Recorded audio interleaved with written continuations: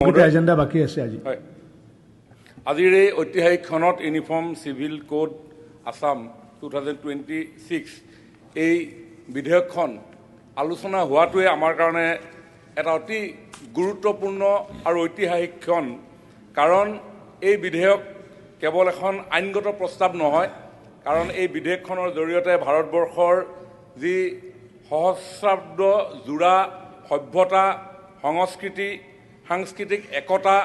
সামাজিক ন্যায় আৰু সাংবিধানিক যি চেতনা সেই চেতনাক এক শক্তিশালী কৰাৰ এক প্ৰতিফলন আজি আমাৰ বিধানসভাৰ মজিয়াত আজি প্ৰতিফলিত হৈছে কাৰণ ভাৰতবৰ্ষ হৈছে বৈচিত্ৰতাৰ মাজত একতাৰ এখন দেশ কাশ্মীৰৰ পৰা কন্যাকুমাৰীলৈ দ্বাৰকাৰ পৰা কামৰূপলৈ ভাষা বেলেগ সাজ বেলেগ আচাৰ অনুষ্ঠান বেলেগ কিন্তু আমাৰ আত্মা এটাই আৰু এই ঐক্যৰ মূল মন্ত্ৰ হৈছে সৰ্বে ভৱন্তু সুখিনঃ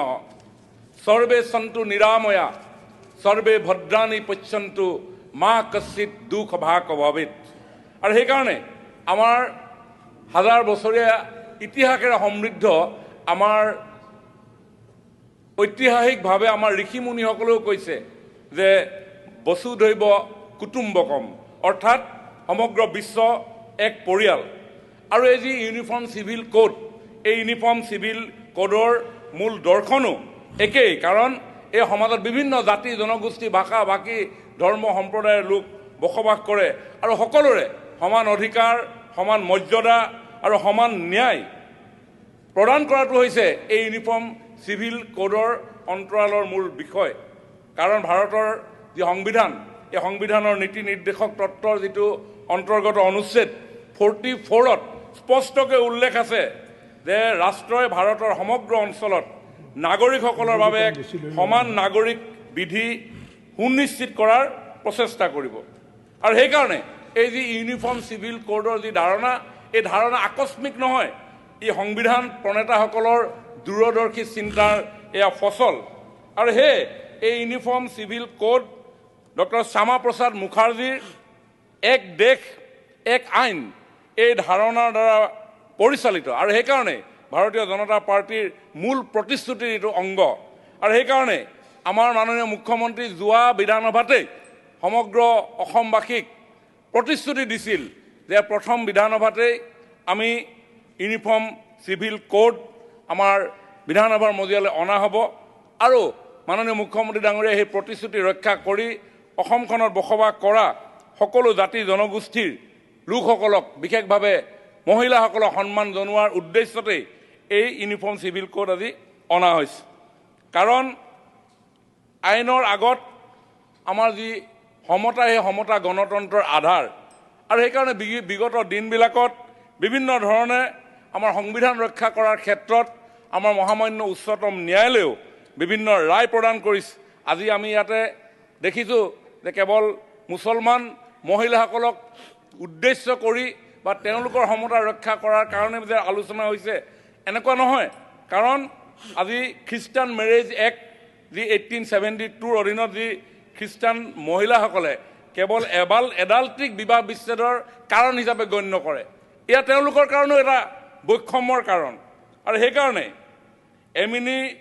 ইজে ভাৰ্চেছ ইউনিয়ন অফ ইণ্ডিয়াৰ গোচৰত কেৰালা উচ্চ ন্যায়ালয়ে মহিলা আৰু পুৰুষৰ মাজত বিশেষভাৱে খ্ৰীষ্টান মহিলা আৰু পুৰুষৰ মাজত আইনী বিধানৰ এনে অসমতাক ভাৰতীয় সংবিধানৰ অনুচ্ছেদ 21ৰ পৰিপন্থী আখ্যা দিছে গতিকে আমাৰ অসম বিভিন্ন জাতি জনগোষ্ঠীৰে পৰিপূৰ্ণ আমাৰ বৈবাহিক যিবিলাক পৰম্পৰা এই বৈবাহিক পৰম্পৰাৰ মাজতে সুখৰ ধাৰণা নিহিত হৈ আছে মাননীয় অধ্যক্ষ মহোদয় আমাৰ সমাজত বৈবাহিক পৰম্পৰাৰ জৰিয়তে এখন ঘৰ সৃষ্টি হয় আমি সকলোৱে জানো যে বিবাহ উপযুক্ত এজন যুৱক যেতিয়া থাকে এগৰাকী যুৱতী যেতিয়া থাকে তেওঁলোকৰ মিলনেৰে এখন ঘৰ সৃষ্টি হয় আৰু সেই মিলনৰ যিটো ধাৰণা আমি চাওঁ যেতিয়া ল'ৰা এটা থাকে ছোৱালী এজনী থাকে আমি কওঁ যে আমাৰ ল'ৰা এটা আছে বিয়া পাতিব লাগে ছোৱালী এজনী আছে বিয়া দিব লাগে ইজনে সিজনে কথা বতৰা হয় উপযুক্ত পাত্ৰ যেতিয়া সন্ধান পায় ঘৰৰ মানুহ যায় ইঘৰৰ মানুহ ঘৰ চাবলৈ আহে তাৰ পিছত তেওঁলোকৰ মাজত কথা বতৰা হোৱাৰ পিছত পছন্দ হ'লে দিন বাৰ ঠিক হয় তামোল পাণ পেলাই জোৰণ আৰম্ভ হয়, ভকত বৈষ্ণৱক মূৰ দোৱাই আশীৰ্বাদ গ্ৰহণ কৰে। ঠিক আছে, তাৰপিছত বৰযাত্ৰী যায়, অতিথি আপ্যায়ন হয়, আৰু এনেধৰণে যি বন্ধন সৃষ্টি হয়, ঘৰৰ এখন বন্ধন, যিমান মনৰ মাজত তেওঁলোকৰ অমিল থাকিলেও সেই সামাজিক বান্ধোনৰ পৰা সেই ঘৰখন সহজতে ভাঙি নপৰে। এয়া হৈছে আমাৰ সমাজৰ সুখৰ ধাৰণা, আৰু তেনেধৰণে সামাজিকভাৱে সমাজৰ ওচৰত দায়বদ্ধতাৰে